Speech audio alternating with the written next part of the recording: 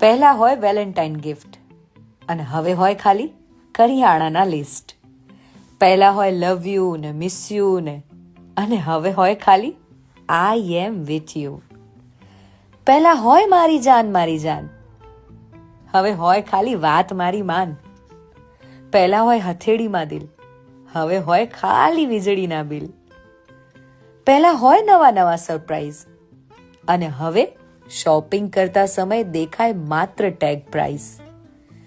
પહેલા હોય બેસ્ટ રેસ્ટોરન્ટમાં ડિનર અને હવે ઝઘડામાં કોણ થશે વિનર.